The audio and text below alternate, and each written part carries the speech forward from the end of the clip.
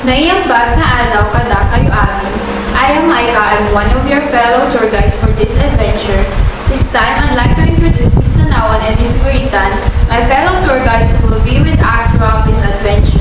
Welcome everyone on behalf of Travel and Tour. As we go to our destination, I'd like you to take a moment to introduce you to the area and go over a few quick safety protocol. First, I ask you to stay seated until we get to where we're heading. Second, always stick to the group schedule and follow the direction given. Third, to prevent unnecessary loss, never leave your belongings unsecured. Last but not the least, keep in your mind our bus number, which is bus number 7. Welcome everyone to one of the oldest city in the Philippines, Vigan City. Vigan is a Spanish colonial fairy tale of a dark wood mansion, cobblestone street, and clattering calesa. In fact, it is finest surviving example of a Spanish colonial town in Asia and a UNESCO World Heritage Site.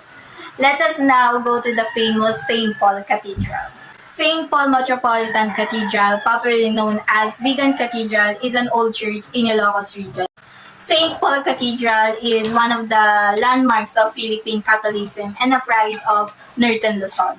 Its interior is admired by many visitors. It has a main altar with silver-beaten panels. The facade features Chinese lion dog ornament, and above the main doorway is an alcove depicting the conversation of St. Paul. How old the Vigan Cathedral and how it remained active? The church as it stands now was completed in 1800s. The original structure was built in 1574 upon the command of Chinese founder of Vigan, Juan de Salcedo. It was a mere chapel then made of wood and thatched. It was damaged by earthquake in 1619 and 1627. And yes, it's still active until now. For our second destination, we are now heading to Bantay Church Bell Tower. One of the Vigan's most iconic symbols is the Bantay Bell Tower. First built in 1951, it served as the town watchtower before being turned into a bell tower by the nearby church in 1857.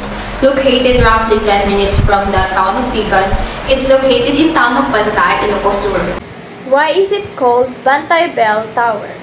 It has loomed over the town of both Bantay and Vigan for centuries, and was known as Diego and Gabriela Silam's favorite date spot during the 17th century.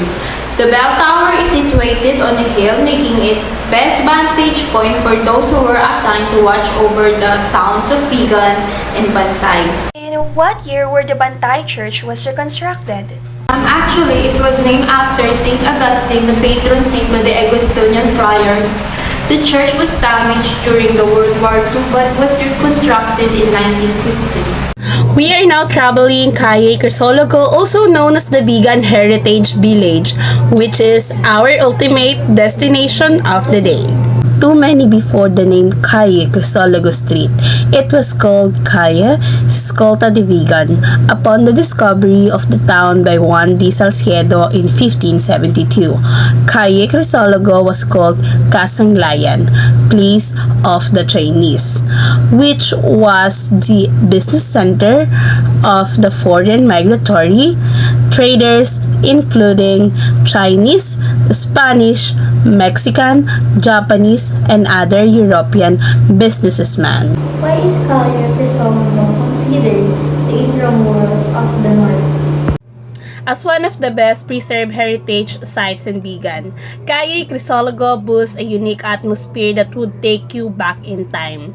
Heritage houses built centuries ago line up both sides of the streets, depicting Spanish influences, architecture preserved for several centuries. Why Calle Crisologo is famous?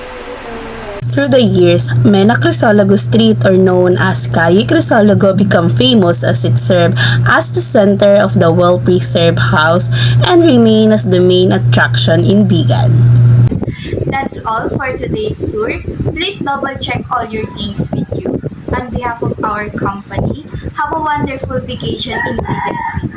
It's been a pleasure being with all of you today. Thank you.